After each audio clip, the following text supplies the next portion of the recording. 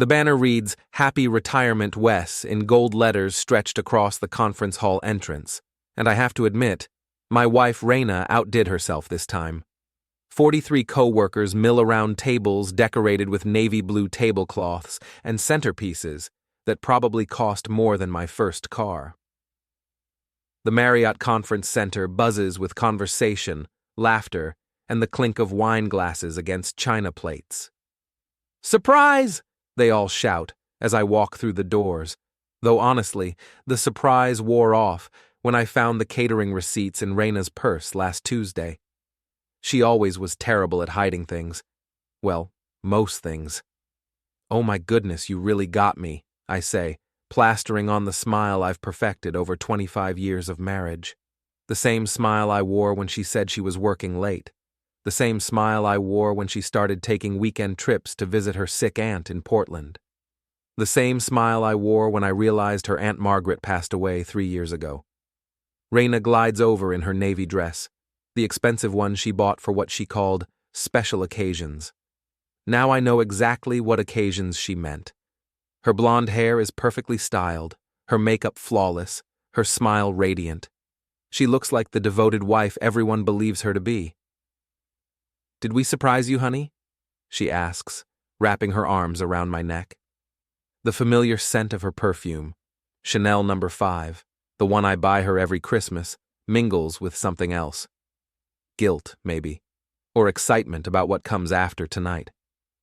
Completely shocked, I tell her, which isn't entirely a lie. I am shocked, just not about the party. The crowd parts as colleagues approach to shake my hand. There's Janet from Human Resources, still wearing her trademark red lipstick at 62. Bob Martinez from Claims, who's been trying to retire himself for the past 5 years. Young Tommy Henderson from the mailroom, probably wondering why he got invited to his supervisor's retirement party. 32 years at Midwestern Mutual, says Dave Thompson, raising his beer bottle. That's dedication right there. 32 years, I repeat, accepting handshakes and pats on the back. 32 years of building client relationships, processing claims, climbing the corporate ladder one rung at a time. 32 years of 10-hour days and weekend calls and missing Emily's soccer games because someone needed their policy adjusted. 32 years, and my wife spent the last 6 planning my professional funeral. "The slideshow is going to be amazing," Reina whispers in my ear. "I found photos going all the way back to when we first met." I bet she did. I wonder if she included the ones from our honeymoon in Cabo, or if those got replaced by more recent vacation photos. The ones where she's wearing that same navy dress, standing on a different beach with a different man. Can't wait to see it, I say. The conference hall fills as more people arrive. My brother Danny drives down from Minneapolis with his wife Carol. My daughter Emily makes it despite her busy schedule at Northwestern. She's finishing her senior year, studying business administration, planning to work anywhere but the insurance industry. Smart girl. "Dad, this is incredible," Emily says, hugging me tight. At 22, she still sees the world in primary colors, still believes people mean what they say and say what they mean. I hope she keeps that innocence longer than I did. "Your mother worked very hard on this," I tell her. "She's been planning for months," Emily says. "She wanted everything perfect for your special day." Perfect. Yes, that sounds like Reina. She's always been meticulous about details, whether it's arranging flowers or arranging lies. The woman who color coordinates her closet by season wouldn't leave anything to chance. I scan the room, noting the seating arrangements. Reina positioned herself at the head table naturally, with Emily on her right and an empty chair on her left for me. The rest of my family fills the surrounding tables, Danny and Carol, my elderly parents who drove 3 hours from their retirement community, cousins I haven't seen since the last wedding or funeral.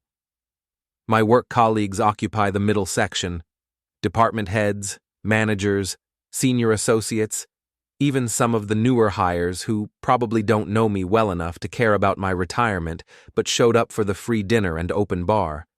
And there, 3 tables away from the front, sits Marcus Torvin with his wife Isla. Marcus manages accounts receivable, has worked at Midwestern Mutual for 8 years, drives a silver BMW, and takes his coffee black with 1 sugar. He's 49 years old, plays tennis twice a week, and belongs to the same country club where Reina started taking those mysterious golf lessons last summer. He's also been having an affair with my wife for 6 years, 2 months, and approximately 16 days.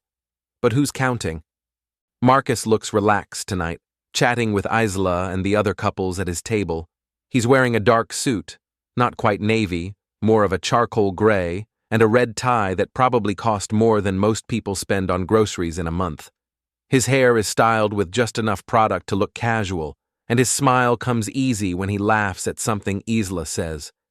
Isla Torvin is an attractive woman in her mid-40s, with auburn hair and intelligent green eyes. She works as a paralegal downtown, volunteers at the animal shelter on weekends, and has no idea her husband has been screwing my wife in hotel rooms across 3 states. I wonder if she'll still be smiling in an hour. Ladies and gentlemen, Reina's voice carries across the room as she taps her wine glass with a butter knife. The conversations die down, chairs scrape against the floor, and all eyes turn toward the front of the room. Thank you all for being here tonight, she begins, her voice steady and warm. When I started planning this party, I wanted to celebrate not just Wes's incredible career, but the man he is, the husband, father, and friend who's touched so many lives. Touched so many lives. That's rich, coming from someone who's been touching Marcus Torvin's life twice a week at the Riverside Inn. Wes has always been the kind of man you can count on, Reina continues. Loyal, dedicated, trustworthy. When he gives you his word, you know he means it. When he makes a commitment, he honors it. The irony is so thick, I could cut it with the cake knife sitting on the dessert table. I glance at Marcus, who's nodding along with everyone else, probably thinking about how trustworthy and dedicated I've been, while he's been dedicated to my wife's body. I've had the privilege of being married to this wonderful man for 25 years, Reina says, her voice catching slightly. 25 years of partnership, devotion, and love. Through good times and challenging times, we've always faced everything together. Together. Like when she was facing Marcus in room 237 at the Riverside Inn last Thursday, while I was home watching Netflix and eating leftover pizza. The applause ripples through the room as Reina dabs at her eyes with a napkin. She's always been good at this, the emotional manipulation, the performance, the way she can make people believe whatever version of reality she's selling. It's probably why she's so successful in her job at the marketing firm. Truth is just another product to be packaged and sold. Now, I'd like to invite my husband to say a few words, Reina says, gesturing toward me with a radiant smile. This is it, the moment I've been planning for 3 weeks, ever since I hired private investigator Elizabeth Grant to confirm what I already knew in my gut. 3 weeks of preparing, rehearsing, and making sure every detail was perfect. Just like Reina taught me. I stand slowly, accepting the wireless microphone from my wife's manicured hand. The room falls silent, except for the soft jazz playing through the sound system, something classical and elegant that Reina probably spent hours selecting. Thank you all for being here tonight, I begin, my voice carrying clearly through the speakers. When Reina told me she was planning a surprise party, I have to admit, I was touched. It takes real dedication to organize something like this, real commitment to seeing it through. Nods and smiles around the room. Marcus raises his wine glass slightly in acknowledgement. I've learned a lot about dedication over the past few months, I continue, about commitment, about the importance of seeing things through to the end, no matter how difficult or uncomfortable they might be. Reina's smile falters slightly, but she recovers quickly. She's probably wondering where I'm going with this, why I'm not sticking to the usual retirement speech script about grateful memories and exciting new chapters. My wife mentioned partnership and devotion, and those are beautiful words, important concepts. I've been thinking a lot about what they really mean, especially when you discover that your partner has been devoted to someone else for the past 6 years. The silence that follows is absolute. No coughing, no shifting in chairs, no clink of silverware against plates. Even the jazz seems to fade into the background. Reina's face goes pale beneath her carefully applied makeup. I want to thank Reina for 25 years of lies, I say, my voice steady and clear. For teaching me that marriage vows are just suggestions, that forsaking all others apparently comes with an asterisk and fine print. Someone gasps. I think it's Janet from HR, but I don't turn to look. My eyes are locked on Marcus Torvin, who has gone completely still in his chair 3 tables away. I also want to thank Marcus Torvin, sitting right over there with his wife Isla, for showing my wife such dedicated attention during their twice-weekly meetings at the Riverside Inn. Room 237 seems to be your favorite, doesn't it, Marcus? Now, the room explodes. Chairs scrape back, voices rise in shock and confusion, wine glasses hit the floor. Isla Torvin's face cycles through confusion, realization, and fury in the span of 3 seconds.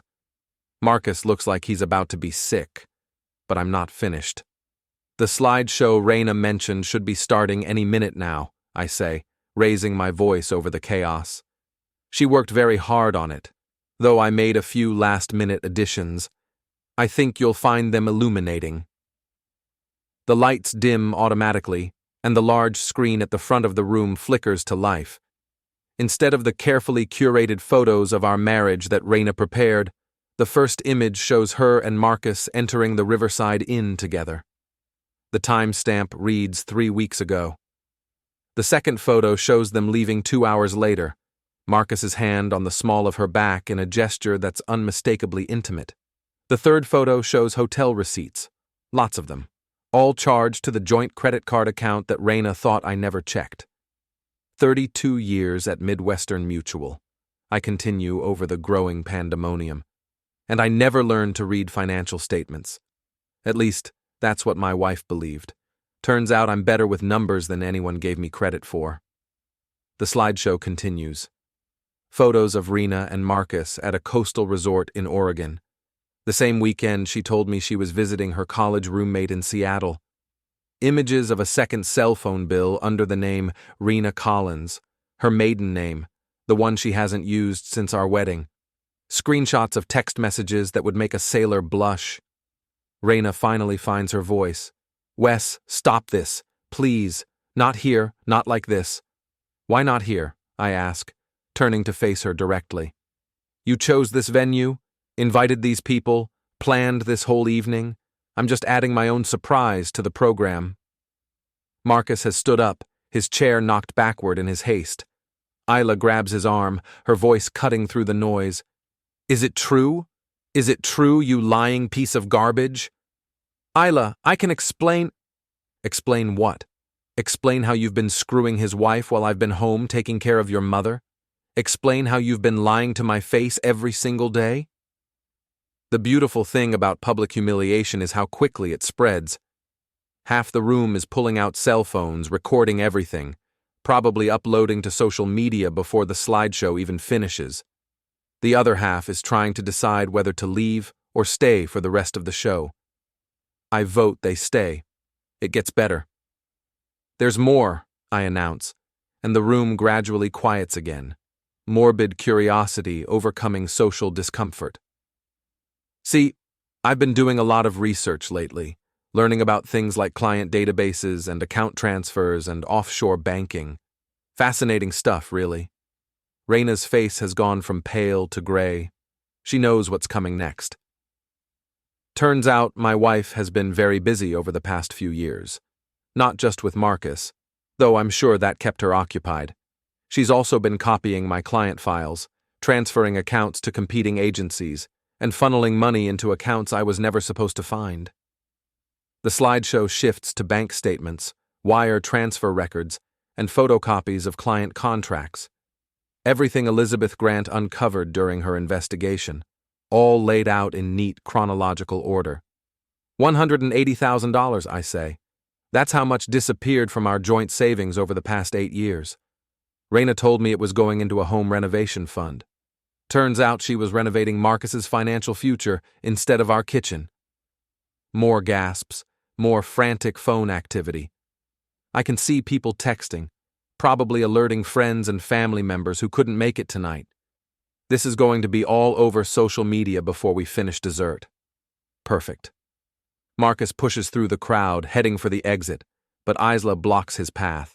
She's a small woman, but fury makes her seem larger as she plants herself between her husband and the door.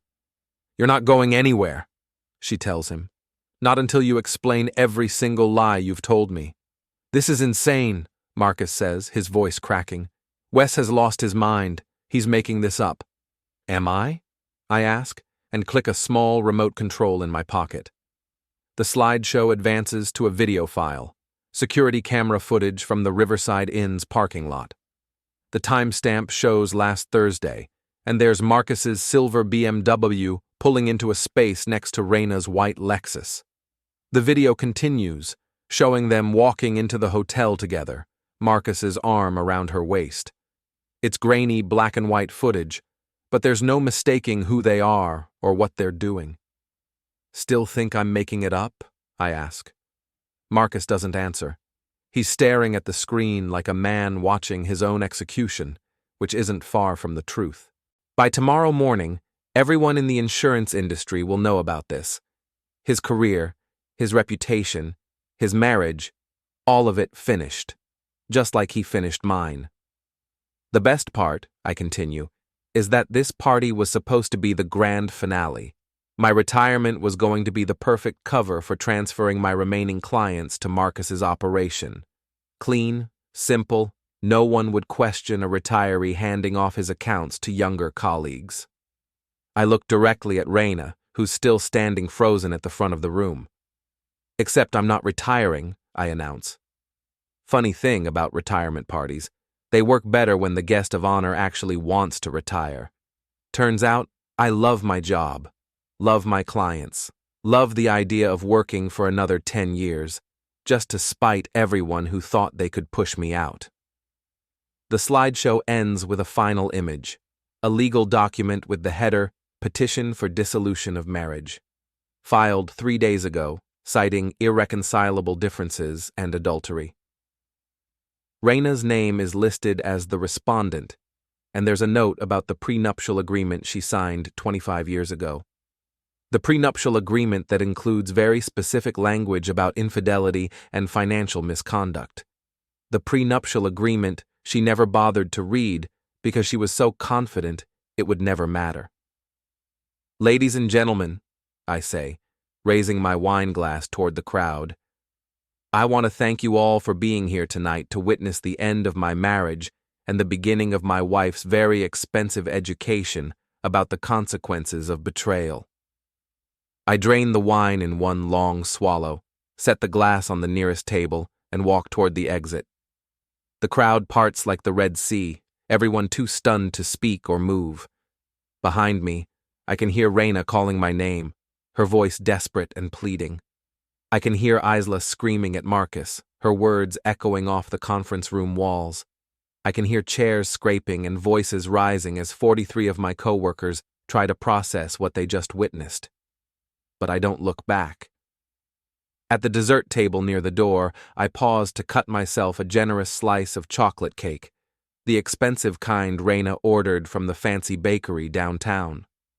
The frosting is perfect, the layers moist and rich, exactly the kind of indulgence she usually discourages because of my cholesterol levels. Tonight, I don't care about my cholesterol levels. I take a large bite, savoring the sweetness, and walk out into the night air. Behind me, the Marriott Conference Center buzzes with the sound of a marriage imploding and a reputation disintegrating. It tastes better than I expected. The parking lot outside the Marriott is surprisingly quiet considering the chaos I just left behind. Streetlights cast long shadows between the cars, and a cool October breeze carries the scent of fallen leaves and distant rain. I finish my cake standing next to my Honda Civic, watching through the conference center's floor-to-ceiling windows as the drama continues to unfold inside. Reina appears in the doorway, her perfect hair now disheveled, her makeup smeared from tears she didn't expect to shed tonight. She spots me immediately and hurries across the asphalt, her heels clicking against the pavement with sharp staccato beats. "Wes, please," she says, slightly out of breath. "We need to talk. We need to fix this." "Fix this?" I set my empty plate on the hood of my car and turn to face her. "Reina, you've been having an affair for 6 years. You've stolen money from our joint accounts, copied my client files, and planned to sabotage my career. Exactly which part of this do you think needs fixing?" "It's not what you think. It's exactly what I think. I have photos, bank records, hotel receipts, and a private investigator's report that reads like a bad soap opera script. The only thing I don't have is an explanation for why you thought you could get away with it." She takes a step closer, and I can see the desperation in her eyes. This is the same woman who organized charity fundraisers and hosted dinner parties, who smiled and laughed and played the role of the devoted wife for 25 years. But now the mask is slipping, and underneath is someone I barely recognize.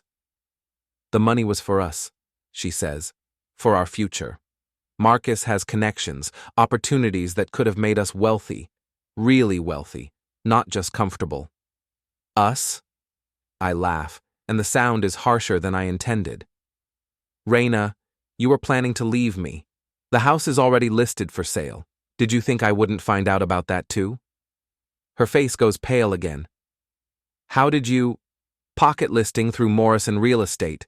No sign, no public record, buyer already arranged. Very clever, except you left the paperwork in your car." I pull out my phone and show her a photo of the listing agreement, complete with her forged signature on my behalf. Turns out I'm pretty good at detective work when I put my mind to it. "Wes, I love you. I've always loved you. This thing with Marcus, it just happened. It didn't mean anything." 6 years, Reina. 6 years of hotel rooms and secret phone calls and lies. That's not something that just happened. That's a relationship. That's a life you built with someone else while pretending to build one with me. More people are streaming out of the conference center now, some heading to their cars, others clustering in small groups to discuss what they just witnessed. I can see Bob Martinez talking animatedly with Janet from HR, their voices carrying across the parking lot. Tomorrow, this will be the talk of the entire office. By next week, it'll be legend.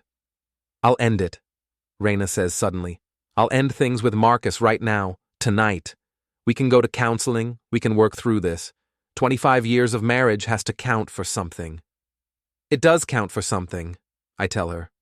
"It counts for half of everything we've built together, minus the money you stole, minus the trust you destroyed, minus the respect I lost when I realized my wife thought I was too stupid to notice she was screwing around." A car door slams nearby, and we both turn to see Marcus and Isla having their own confrontation 3 rows over. Isla is shouting something about his mother and the animal shelter, while Marcus tries to get into his BMW. She's blocking the driver's side door, and he's gesturing frantically, probably trying to explain 6 years of deception in 60 seconds. Good luck with that. "Look at him," I say to Reina. "Look at your great love affair. He's running away the second things get difficult. Is that really worth 25 years of marriage?" "He's scared," she says, but her voice lacks conviction. "This isn't how we planned for things to come out." "How did you plan for things to come out? Were you going to tell me about the affair before or after you sold the house? Before or after you transferred the rest of my clients to his agency?" She doesn't answer, which is answer enough. My phone buzzes with a text message. It's from Elizabeth Grant, the private investigator. "Saw the news on Facebook already. Hope you got what you needed. Final report will be ready Monday." Facebook, of course. In the age of social media, nothing stays private for long. I wonder how many people are uploading photos and videos right now. How many friends and family members are getting tagged in posts about the Farrow family meltdown. "This is going to ruin us," Reina says quietly. Both of us. Everyone will know. Everyone will talk. How are we supposed to live in this town after tonight? We're not, I tell her. You're not anyway. The house goes on the market legitimately this time, and we split the proceeds according to the prenup. You remember the prenup, right? The one with the infidelity clause that voids your claim to spousal support? Her eyes widen. You can't be serious. I'm completely serious. I had my lawyer review it last week. Turns out that document you signed without reading has some very specific language about adultery and financial misconduct. Who knew? Actually, I knew. I've known for 25 years, ever since my father advised me to protect myself before getting married. Trust but verify, he used to say, and get everything in writing. Smart man, my father. Where am I supposed to go? Reina asks. What am I supposed to do? I don't know. Maybe Marcus has some ideas, assuming Isla doesn't take him for everything he's worth in their divorce. I glance over at the continuing drama by the BMW, where Isla appears to be throwing something at her husband. Though from the looks of things, he's going to have his own problems. Wes, please, I'm begging you, don't do this. Don't throw away everything we built together. I'm not throwing it away, I say. You already did that. I'm just cleaning up the mess. A security guard emerges from the hotel, probably responding to complaints about the noise in the parking lot. He surveys the scene, two couples having very public, very loud arguments, and approaches Marcus and Isla first. This is our cue to leave, I tell Reina, unless you want to explain to hotel security why you've been using their competitor's establishment for your extramarital activities. I'm not going home with you, she says. Good. I changed the locks this afternoon. I pull out a new set of keys and jangle them in front of her. Your things are packed and waiting in the garage. You can pick them up tomorrow when I'm at work. You changed the locks? You can't do that. It's my house too. Actually, I can. The house is in my name, purchased before our marriage, and the prenup is very clear about property rights in case of adultery. My lawyer assured me that changing the locks is perfectly legal under the circumstances. This is a lie. The house is in both our names, and I probably can't legally change the locks without a court order. But Reina doesn't know that, and she's too flustered right now to think clearly about property law. Sometimes the best revenge is just being better prepared than your opponent. This is crazy, she says. You're acting crazy. I'm acting like a man who just discovered his wife has been lying to him for 6 years. If that seems crazy to you, maybe you should have thought about that before you started this whole mess. The security guard has reached Marcus and Isla, and their argument is winding down. Marcus gets into his car while Isla storms off toward a blue Subaru. The show is over, at least for tonight. I need somewhere to stay, Reina says. Call Marcus. I'm sure he'll be happy to help, assuming Isla doesn't burn down their house before he gets home. Wes, Reina. I turn to face her one last time. For 25 years, I believed in us. I believed in you.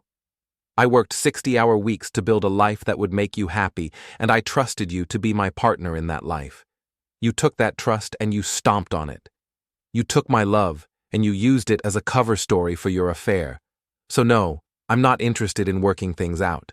I'm not interested in counseling or second chances or any other way you might try to salvage this disaster.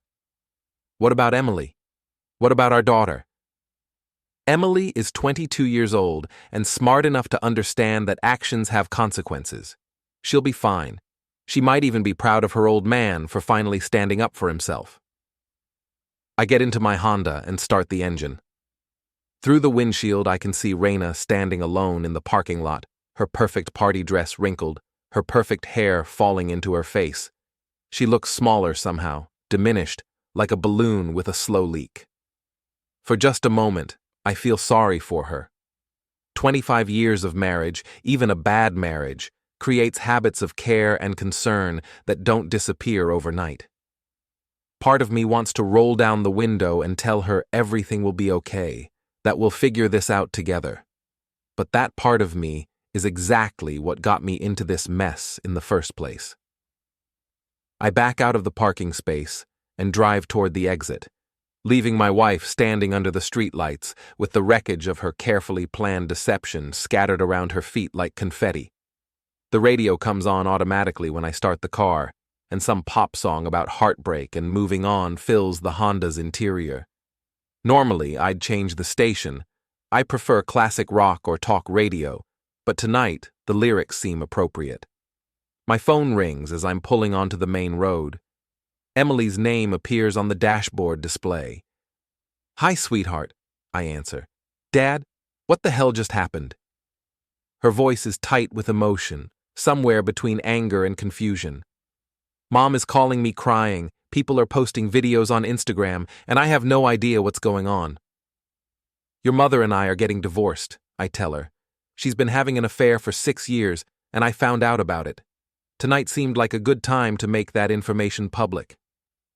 Silence on the other end of the line. Then, 6 years? 6 years? While I was in high school? While we were taking family vacations and having Christmas dinners and pretending to be a normal family? Yes. More silence. I can almost hear her processing this information, trying to reconcile the mother she knows with the woman who's been lying to all of us for years. "Are you okay?" she finally asks. "I'm better than okay," I tell her, and realize it's true. "I'm free. Do you need me to come home? I can drive down tonight." "No, stay at school. Focus on your finals. This is between your mother and me, and it's been a long time coming." "Dad, I'm so sorry, I had no idea." "Neither did I, until recently. Your mother is very good at keeping secrets." "What happens now?" "Now we move forward. Your mother will figure out her own life, and I'll figure out mine. You'll finish college and start your career, and hopefully, we'll all be happier for it." "I love you, Dad." "I love you too, Em. More than you know." I hang up and continue driving through the quiet suburban streets toward home. My real home, not the house I shared with Reina, but the small apartment I rented 3 weeks ago under the name Wesley Collins, my middle name and her maiden name, a little joke that amused me at the time. The apartment is nothing special. 1 bedroom, 1 bathroom, a kitchen barely large enough for a table and 2 chairs. But it's mine, paid for with money from an account Reina never knew existed, furnished with items she never saw me buy. It turns out I'm much better at keeping secrets than she ever gave me credit for. I park in the designated space and climb the stairs to the 2nd floor, keys jingling in my hand. Inside, the apartment is dark and quiet, exactly as I left it this morning. No sounds from other rooms, no unexpected phone calls, no need to wonder where my spouse really is or who they're really with. Just peace. I pour myself 3 fingers of bourbon, the good stuff, not the cheap whiskey Reina always complained about, and settle into my recliner with the remote control. The local news is just starting, and I wonder if tonight's events will make the late broadcast. Probably not. Marital infidelity and public embarrassment can be crushing for those involved, but they're hardly remarkable in the broader picture. It's just another middle-aged marriage falling apart, another couple realizing that forever was more an ideal than a guarantee. But it's my marriage, my implosion, and for the first time in years, I'm the one in control of the narrative. My phone buzzes with notifications, text messages, missed calls, social media alerts. Word is spreading fast, just as I knew it would. By tomorrow, everyone in our social circle will know what happened. By next week, the story will have grown and mutated, becoming something larger and more dramatic than the simple truth of a cheating wife and a humiliated husband. I don't care. Let them talk. Let them speculate and gossip and take sides. I've spent 25 years caring what other people think, trying to maintain appearances, pretending everything was fine when it clearly wasn't. Tonight, I told the truth. Tonight, I stopped pretending. And tomorrow, I'll start figuring out what comes next. I raise my glass toward the dark window, toward the life I'm leaving behind and the life I'm about to begin. Here's to retirement parties, I say to the empty room. and to surprises that actually surprise the right people. The bourbon burns going down, but it's a good burn. Clean and honest, with no hidden agendas or secret ingredients. Just like everything else in my life is going to be from now on. Monday morning arrives with the subtlety of a freight train, and I'm already at my desk by 7:30, 2 hours before the official start of business. The Midwestern Mutual office building is nearly empty, just security guards and cleaning crews finishing their weekend work. Perfect. I need time to prepare for what's coming. Elizabeth Grant's final report sits open on my computer screen, 47 pages of detailed investigation that reads like a masterclass in deception. Photos, bank records, phone logs, credit card statements, hotel registrations, and even GPS tracking data from Reina's car. Every lie documented, every secret exposed, every betrayal cataloged with professional precision. The woman is worth every penny of her $1,500 fee. My office door opens without a knock, and Danny walks in carrying 2 cups of coffee and wearing the expression of a man who's spent the weekend fielding phone calls from confused relatives. "Thought you might need this," he says, setting 1 cup on my desk. "Carol made me promise to check on you before the circus starts." "I'm fine," I tell him, which is mostly true. I slept better Saturday night than I have in months, and yesterday was surprisingly peaceful, despite the constant phone calls and text messages. "You're fine," Danny repeats. "Wes, you just nuked your marriage in front of half the insurance industry. That's not fine, that's spectacular." It needed to be spectacular. Subtle wouldn't have worked with Reina. Danny settles into the chair across from my desk, the same chair where clients usually sit to discuss their coverage options. At 57, my older brother still looks like the high school football player he used to be, though his hair has gone completely gray and his waistline has expanded considerably. "Carol wants to know if you need a place to stay," he says. "The guest room is available and she's already planning to cook enough food for an army." "Thanks, but I'm covered. Got my own place now." "Since when?" "Since 3 weeks ago, when I started planning this whole thing." Danny stares at me over his coffee cup. 3 weeks? Wes, how long have you known about the affair? Suspected it for about 8 months. Confirmed it 6 weeks ago when I hired Elizabeth Grant. Spent the last 3 weeks gathering evidence and planning the most public humiliation I could arrange. Jesus Christ. What? You think I should have handled it differently? Confronted Reina privately, given her a chance to explain, maybe suggested marriage counseling? Most people don't have wives who steal their client lists and funnel money into offshore accounts. This wasn't just an affair, Danny. This was a conspiracy to destroy my career and steal everything I've worked for. I turned my computer screen toward him, showing him the bank records Elizabeth uncovered. $180,000. Moved in small increments over 8 years. Money that was supposed to be our retirement fund, our emergency savings, Emily's graduate school fund. All of it gone, transferred to accounts I was never supposed to find. Danny leans forward, studying the numbers. "How did you miss this for 8 years?" "Because I trusted my wife. Because when she said the money was going into home renovation savings, I believed her. Because when she showed me fake statements from our savings account, I didn't think to verify them with the bank." "Fake statements?" "Photoshopped. Very professional work, probably done by someone at her marketing firm. The account she showed me had a balance of $312,000. The real account had $47,000. That's fraud. That's marriage, apparently." The elevator chimes in the hallway outside my office, and voices carry through the thin walls.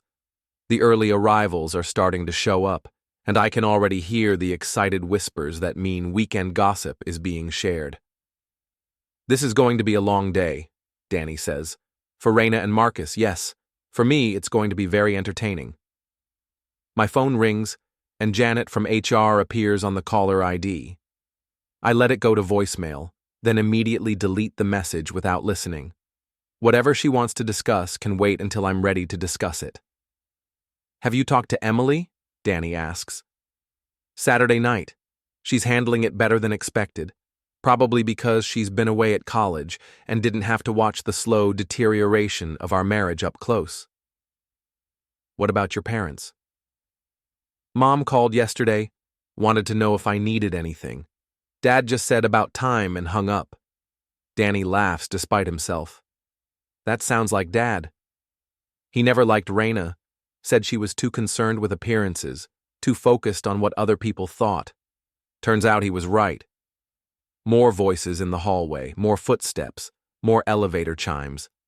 The building is filling up with people who witnessed Saturday night's spectacle, and they're all going to want to talk about it.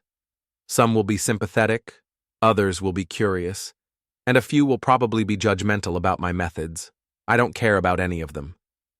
My computer chimes with a new email, and Marcus Torvin's name appears in my inbox. The subject line reads, "We need to talk." Well, this should be interesting, I say, opening the message. Wes, it begins, I know you're angry, and you have every right to be. What happened between Reina and me was wrong, and I take full responsibility for my part in it. But what you did Saturday night was cruel and unnecessary. There were better ways to handle this situation, ways that wouldn't have humiliated innocent people or destroyed careers. I'm willing to discuss a reasonable settlement that addresses your concerns without further damaging our professional relationships. Please call me so we can resolve this like adults. I read the message aloud to Danny, who shakes his head in disbelief. The guy screws your wife for 6 years and wants to settle things like adults? Danny says. That takes some serious nerve. He's scared, I reply, typing a response. Probably spent the weekend with lawyers trying to figure out how much this is going to cost him. My reply is brief and to the point. Marcus, the time for adult conversation was 6 years ago, before you started having an affair with my wife. The time for reasonable settlements was last month, before I discovered you were planning to steal my clients. The time for professional courtesy was Saturday morning, before you decided to attend my retirement party with your wife while secretly planning to destroy my career. That ship has sailed.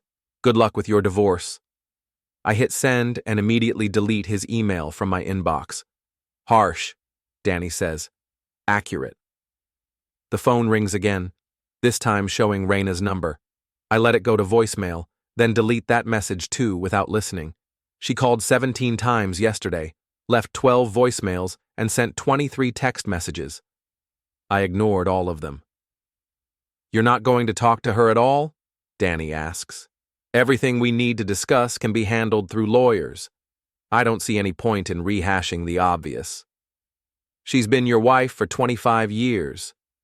She was my wife for 19 years.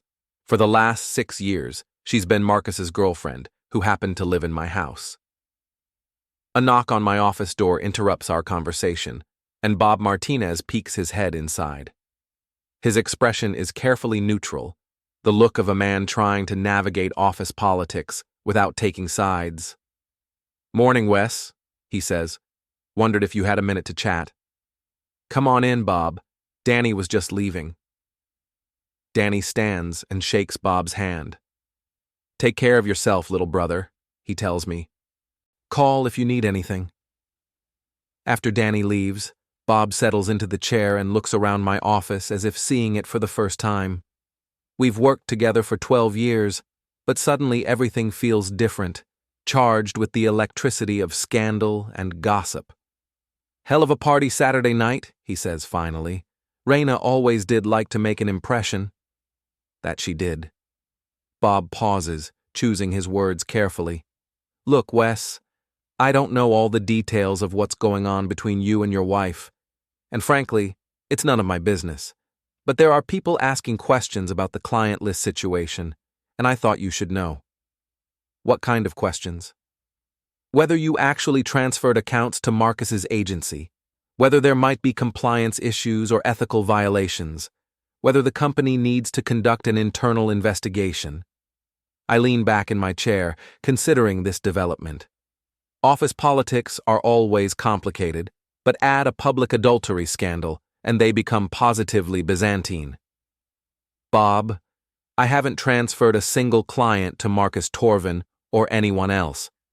Every account I manage is exactly where it's supposed to be, and every transaction has been properly documented and approved through normal channels. But the slideshow Saturday night showed evidence that my wife and Marcus were planning to steal my clients after my retirement. Planning, not doing. There's a difference. So, no actual theft occurred? Not yet. Though I'm sure if you check Marcus's recent client acquisitions, you'll find some interesting patterns. Bob nods slowly. I'll pass that along to the people who are asking. Might be worth having someone look into his recent business development activities. Might be. After Bob leaves, I spend the next hour reviewing my client files, making sure every account is properly documented and up to date. By 9 o'clock, the office is fully operational, and I can hear the buzz of conversation from the cubicles and break rooms. Everyone's talking about Saturday night, speculating about what happens next, probably placing bets on how long it takes for the divorce to finalize. Let them talk. I have work to do. My first appointment is at 9:30 with Margaret and Harold Stevenson, a retired couple who've been my clients for 15 years. They're reviewing their homeowner's policy, and we spend an hour discussing coverage limits and deductible options. Neither of them mentions Saturday night's events, though I catch Margaret glancing at me with obvious curiosity. Professional, discreet, exactly what I expect from people who've lived through enough drama to recognize it when they see it. The second appointment is more challenging. Jennifer Walsh, a newer client who attended the retirement party, spends more time asking about my personal situation than discussing her auto insurance renewal. I just can't believe Reina would do something like that, she says for the third time. She always seemed so devoted to you. People aren't always what they seem, I reply, steering the conversation back to liability limits. But 6 years?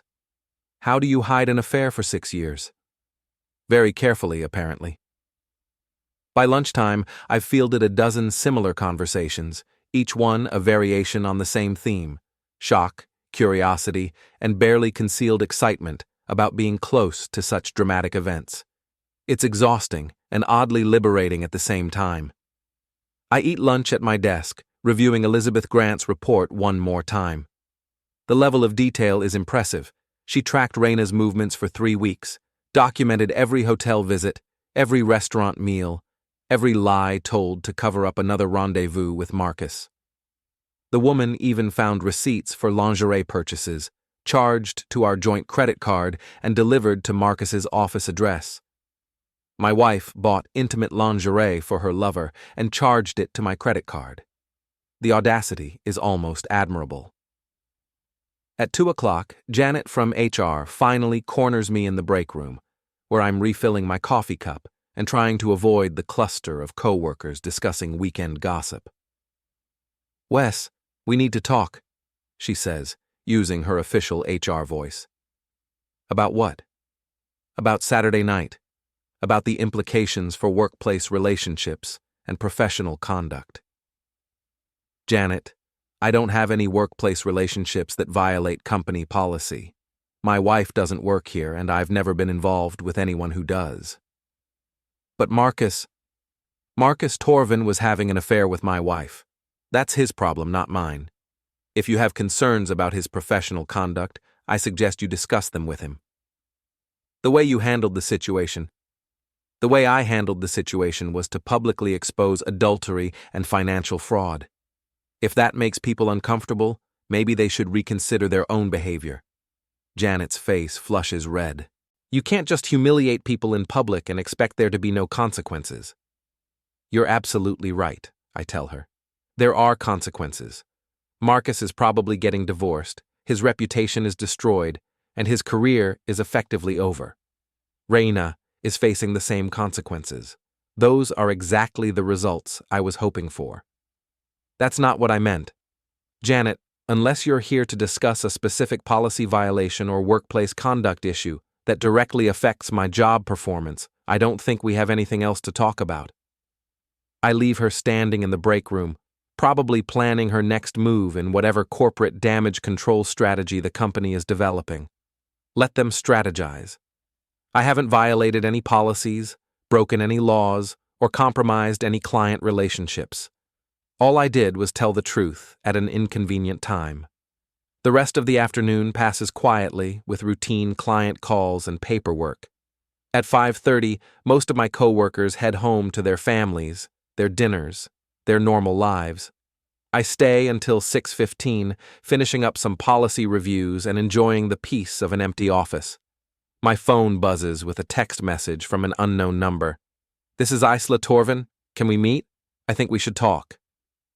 Interesting. Marcus's wife wants a conversation. I wonder what she has to say that couldn't be said Saturday night in the parking lot. I type back, "When and where?" Her response comes immediately. "Tonight, 7 o'clock, Riverside Diner on 5th Street. I'll be in the back booth." The Riverside Diner.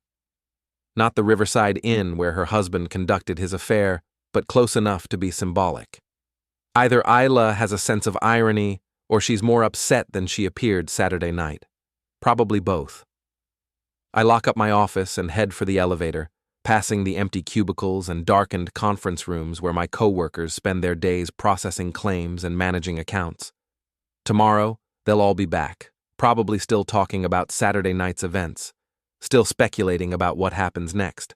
But tonight, I have a dinner appointment with the other wronged spouse in this mess, and I'm very curious to hear what she has to say. The elevator doors close, and I watch the floor numbers decrease as I descend toward the parking garage and whatever comes next. For the first time in months, maybe years, I have no idea what tomorrow will bring. It feels wonderful. The Riverside Diner occupies a corner lot on 5th Street, its neon sign flickering pink and blue against the October evening sky. I arrive 10 minutes early and spot Isla Torvin immediately. She's sitting in the back booth as promised, staring into a cup of coffee with the intensity of someone trying to divine the future from caffeine grounds. She looks different than she did Saturday night. Less polished, more human. Her auburn hair is pulled back in a simple ponytail, and she's wearing jeans and a Northwestern University sweatshirt instead of the elegant dress she wore to my retirement party. The transformation is striking, from corporate wife to regular person in 48 hours. "Thank you for coming," she says as I slide into the booth across from her. Up close, I can see the strain around her eyes, the telltale signs of someone who spent the weekend crying and planning and trying to figure out how their life fell apart so quickly. "Seemed like the least I could do," I reply. "We're both members of a very exclusive club now." "The Betrayed Spouses Club?" "The Publicly Humiliated Betrayed Spouses Club, much smaller membership." A waitress appears with a coffee pot and another cup, filling it without being asked. The diner is nearly empty. Just us, an elderly man reading a newspaper at the counter, and a young couple sharing a piece of pie near the window. Perfect for a private conversation about mutual destruction. "I've been thinking about Saturday night," Isla says. "About what you did, how you did it. Part of me thinks it was cruel, but mostly, I think it was brilliant." Cruel and brilliant aren't mutually exclusive. No, they're not. She takes a sip of her coffee, considering her words. "Marcus came home Saturday night and tried to convince me that you were lying, that the photos were fake, the hotel receipts were forged. The whole thing was some kind of elaborate setup because you were jealous of his success." "Did you believe him?" "For about 5 minutes. Then I found the second cell phone in his car." I raise an eyebrow. "He kept a burner phone?" "Apparently. Hidden in the glove compartment along with a spare key to a storage unit I didn't know we had." She reaches into her purse and pulls out a small black device, setting it on the table between us. 3 years of text messages with your wife. Some of them are explicit." "I can imagine." "Can you? Because I'm not sure anyone can imagine the level of detail they went into about their affair, their plans for your money, or their jokes about how foolish and trusting we both were." The bitterness in her voice is sharp enough to cut glass. I recognize it because I've been carrying the same edge for weeks now, ever since Elizabeth Grant showed me the first batch of surveillance photos. What do you want from me, Isla? I want them to pay. Both of them. I want Marcus to lose everything he values. His job, his reputation, his financial security. And I want your wife to understand what it feels like to have your entire life destroyed by someone you trusted. Revenge. Justice. There's a difference. Sometimes. What did you have in mind? She reaches into her purse again and pulls out a manila folder, sliding it across the table. I spent Sunday going through Marcus's files, his computer, his personal papers. Turns out your wife wasn't his only secret. I open the folder and find bank statements, credit card bills, and photocopied checks. All of them show financial transactions I don't recognize, accounts I've never heard of, payments to people and companies that mean nothing to me. I don't understand, I say. Marcus has been skimming money from his employer for 3 years. Small amounts, spread across multiple accounts, hidden in routine expense reports and client reimbursements. He's also been taking kickbacks from vendors, inflating contract prices, and billing personal expenses to the company. I study the documents more carefully. The pattern becomes clear once you know what to look for. Systematic theft disguised as legitimate business expenses, embezzlement hidden in plain sight. How much? Nearly $400,000 as far as I can tell, maybe more. Jesus. He was planning to use the money to start his own agency, probably with your client list as the foundation. Your wife was going to be his business partner, using her marketing expertise to build the brand. The pieces click into place. Reina's sudden interest in business development courses, her questions about my client relationships, her suggestions that I consider early retirement. She wasn't just having an affair, she was conducting industrial espionage. Why are you showing me this? I ask. Because I want to destroy him completely and I can't do it alone. If I turn this information over to his employer, Marcus gets fired and probably goes to prison. But that's not enough. I want him publicly humiliated the same way we were Saturday night. What do you have in mind? Marcus is scheduled to give a presentation Thursday morning at the Regional Insurance Conference. 200 industry professionals, including most of the senior management from his company. He's supposed to be talking about innovative client retention strategies. And I think that would be the perfect time to share some information about his actual client retention strategies. The illegal ones. I lean back in the booth, considering the possibilities. The Regional Insurance Conference is the biggest industry event of the year, attended by everyone who matters in our business. If Marcus gets exposed there, his career doesn't just end, it gets buried so deep, it never resurfaces. How would we do it? The same way you did it Saturday night. Public presentation, undeniable evidence, maximum humiliation. I can get copies of all his financial records, bank statements, expense reports, everything. You know the industry. You understand how these conferences work. Between the two of us, we can orchestrate something that makes your retirement party look subtle. That's a pretty high bar. I'm a motivated woman. I study Isla's face, looking for signs of instability or emotional breakdown. What I see instead is cold, calculating anger. The same emotion that's been driving me for the past 3 weeks. She's not having a breakdown. She's planning a war. What about Reina? I ask. What about her? You said you wanted her to pay too. Isla smiles, and it's not a pleasant expression. Oh, I have plans for Reina. See, Marcus wasn't just embezzling money from his employer, he was also hiding assets from me, preparing for a divorce he never bothered to mention. Offshore accounts, real estate investments, cryptocurrency holdings, all of it purchased with money he stole from his company. And as his wife, I have legal access to all of it. Every account, every investment, every hidden asset. By the time I'm finished, Marcus won't have enough money left to buy coffee, let alone start a new business with your wife. That still doesn't explain how Reina pays. Doesn't it? She's been planning to leave you for a wealthy man who was going to set her up in a new business. What happens when that wealthy man becomes a broke, unemployed felon facing federal embezzlement charges? The implications sink in slowly. Reina threw away 25 years of marriage for a fantasy future that's about to evaporate completely. She'll be left with nothing: no husband, no lover, no money, no business prospects, and a reputation that's already in tatters. That's brutal, I say. That's justice. We sit in silence for several minutes, each of us contemplating the destruction we're planning. The elderly man at the counter pays his check and leaves, and the young couple finishes their pie and wanders out into the night. Soon it's just us and the waitress, who's wiping down tables and trying not to eavesdrop on our conversation. "There's one more thing," Isla says finally. "Something I found in Marcus's files that you need to know about." "What?" "Your retirement wasn't voluntary. Marcus and Reina didn't just plan to steal your clients, they actively worked to force you out. Complaints to your supervisors about your performance, suggestions that you were becoming unreliable, hints that you might be developing drinking problems or health issues." The coffee in my mouth suddenly tastes bitter.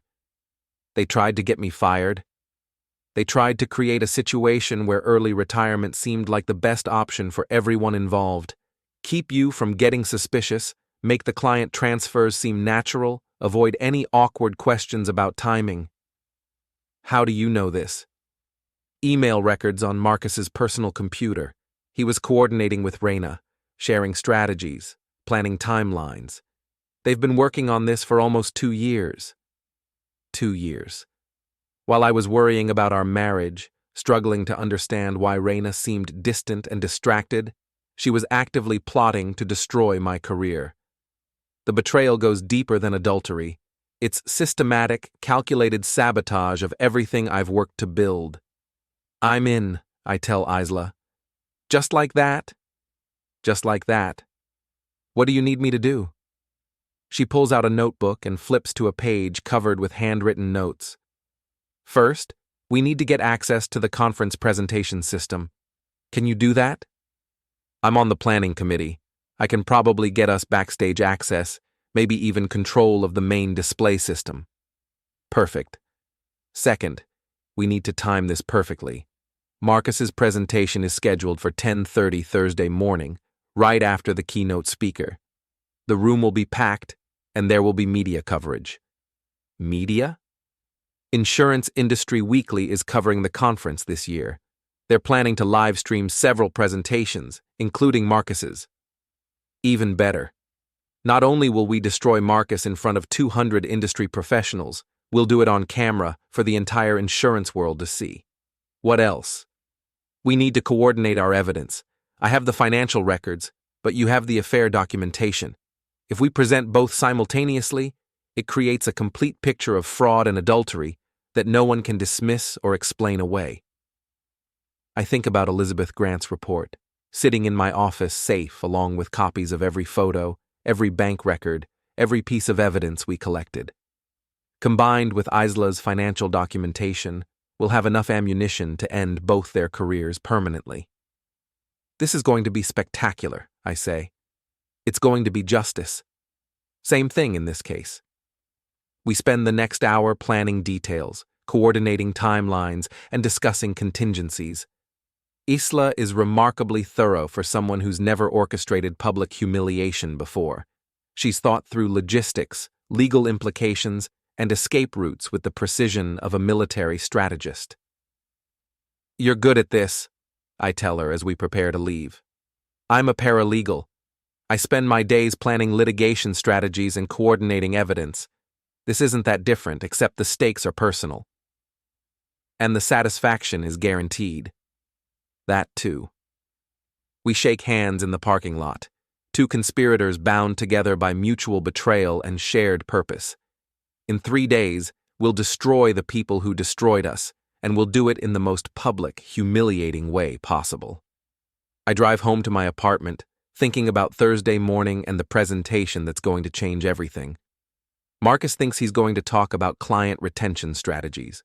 Instead, he's going to become a cautionary tale about the consequences of greed and adultery.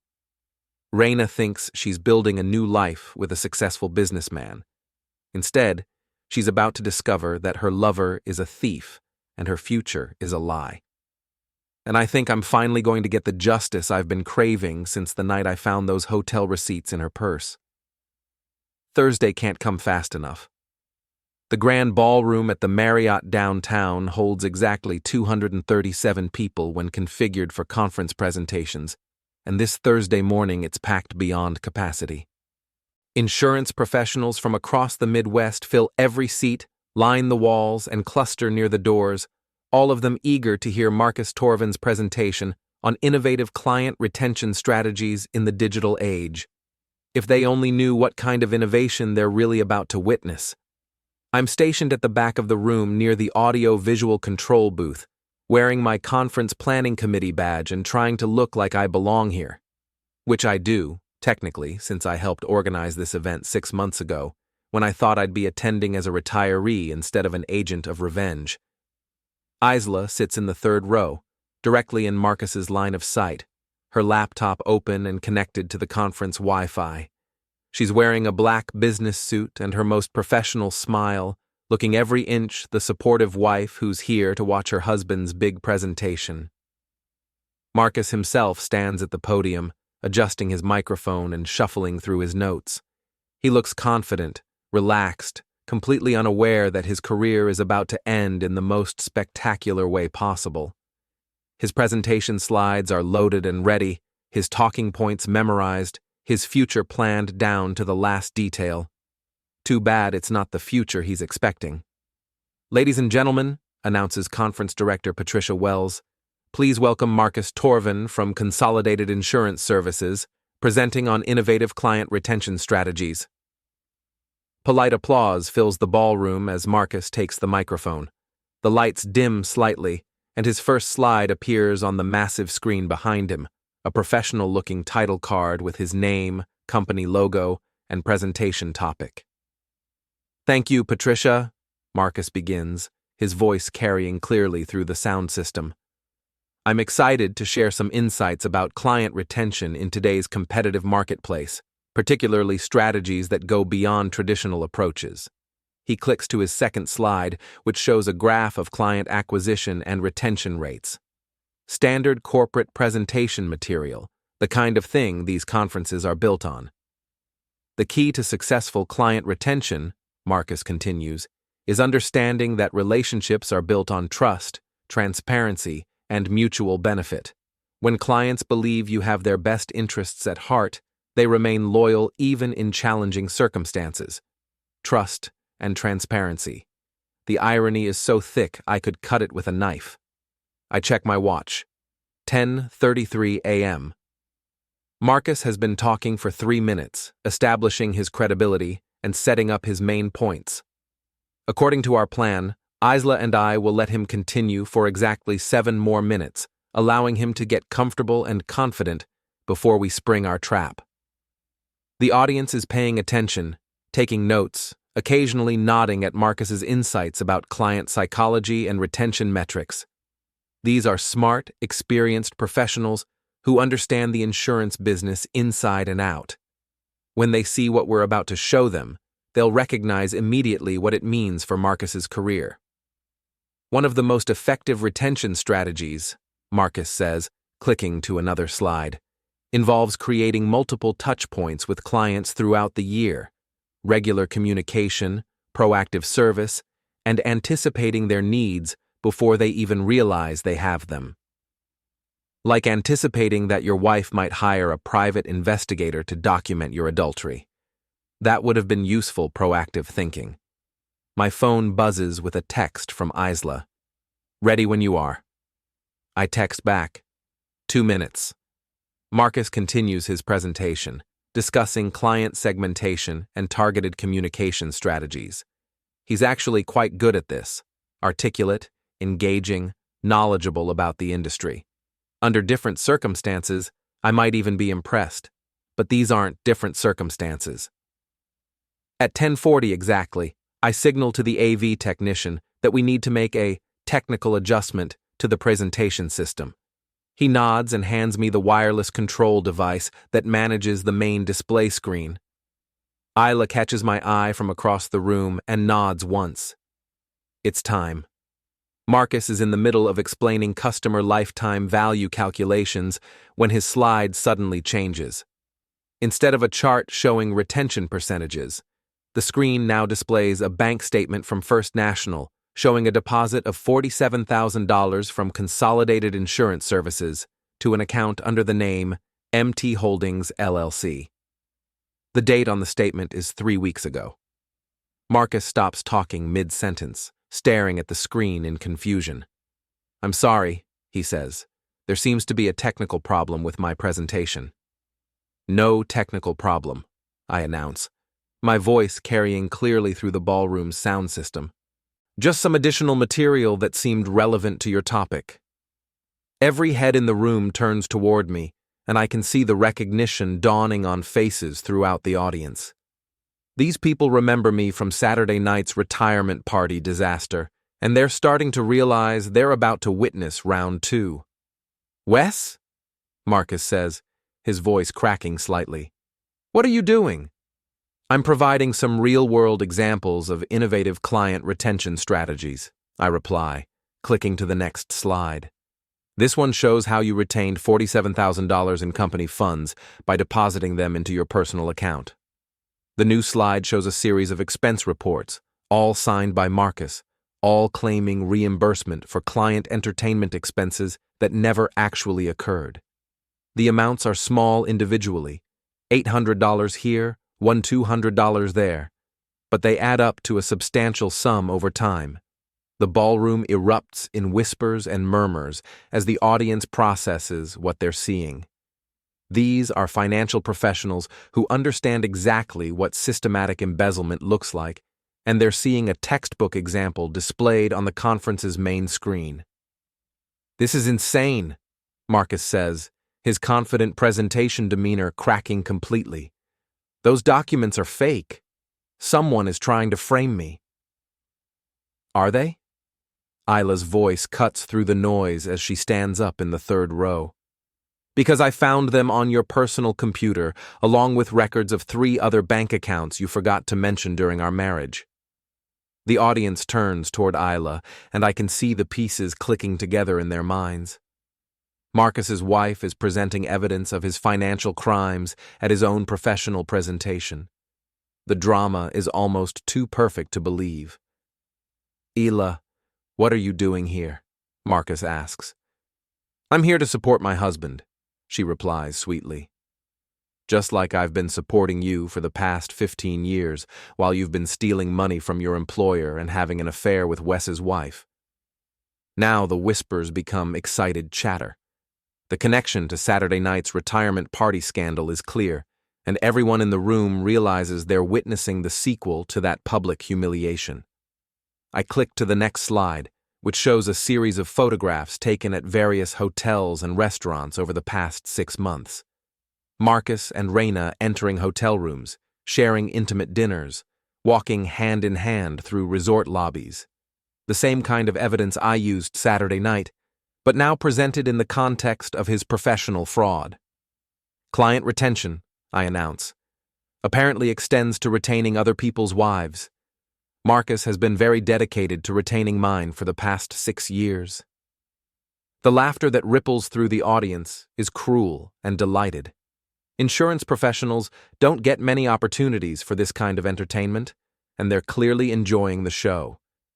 Marcus tries to regain control of the situation.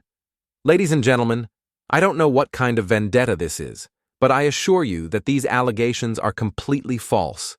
My presentation was about legitimate business practices." "Like this legitimate business practice?" Isla interrupts, pulling out a thick folder and waving it in the air.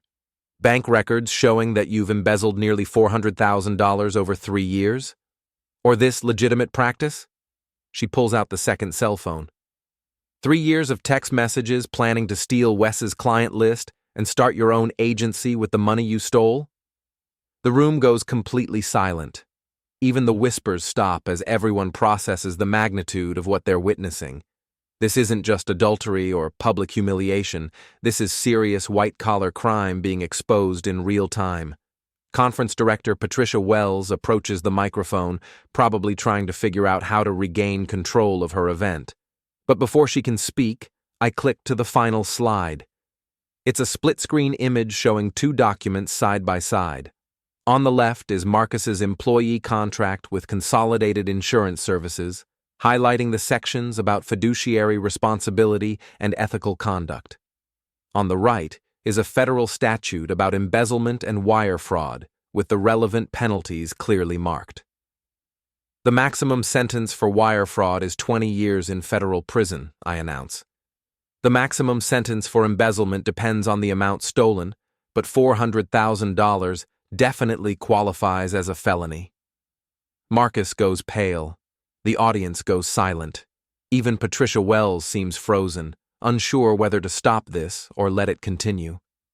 Of course, I continue, Marcus won't be serving his sentence alone.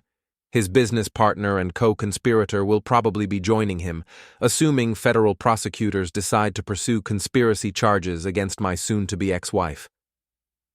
Now the silence breaks as everyone starts talking at once. Cell phones appear throughout the audience as people start recording video and taking photos. The insurance industry weekly camera crew, which had been filming Marcus's presentation for their online coverage, continues rolling as the biggest scandal in conference history unfolds in real time. Marcus makes one final attempt to salvage the situation. "This is all lies and fabrication," he says, his voice desperate. "Wes Farrow is a disgruntled employee who's trying to destroy my reputation because of personal issues." Personal issues? Isla stands again, her voice carrying clearly through the ballroom. "Marcus, I spent Sunday copying every file on your computer, photographing every document in your office, and downloading 3 years of financial records from your secret bank accounts. Would you like me to read some of your text messages aloud? The ones where you and Reina joke about how stupid Wes is? The ones where you plan to steal his clients? The ones where you describe in graphic detail what you want to do to his wife?" "No," Marcus says quickly. "That won't be necessary."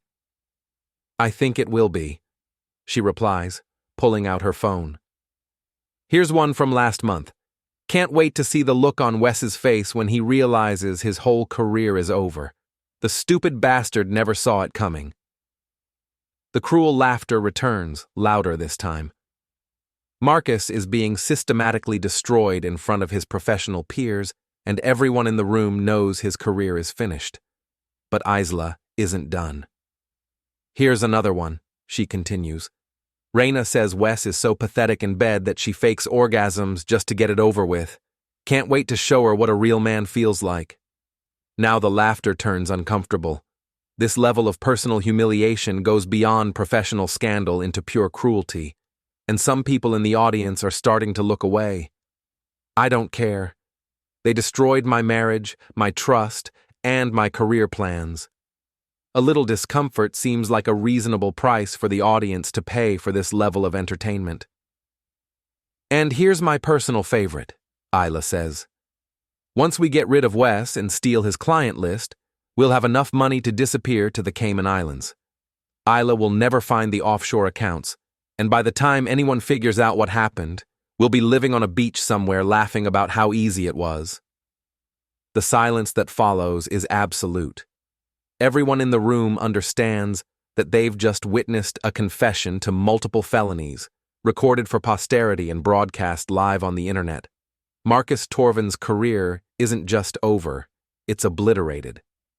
"Ladies and gentlemen," Patricia Wells finally manages to say, "I think we need to take a brief recess to address some technical issues."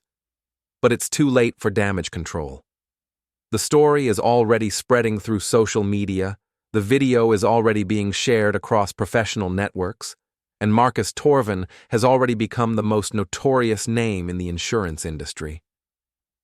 As the audience files out of the ballroom, buzzing with excitement and disbelief, Marcus stands alone at the podium like a man watching his own funeral. His presentation materials lie scattered on the floor. His reputation is in ruins, and his future has just been reduced to a choice between prison and exile. Isla walks up to the front of the room and hands him a manila envelope. "Divorce papers," she says cheerfully. "I filed them this morning. You'll also be hearing from the FBI about those bank accounts and from your employer about the missing money. Have a nice day, honey. She walks past me toward the exit, pausing just long enough to whisper. That felt even better than I expected. I watch Marcus slump against the podium, completely defeated, completely destroyed. In 15 minutes, we've ended his career, his marriage, his freedom, and his future. It's the most thorough professional assassination I've ever witnessed, and we're not finished yet. Reina is waiting in the hotel lobby, probably expecting to celebrate Marcus's successful presentation and their bright future together. Instead, she's about to discover that her lover is a thief, her plans are ruined, and her new life is built on lies even bigger than the ones she told me. I check my watch. 10:55 a.m. Time for the encore performance.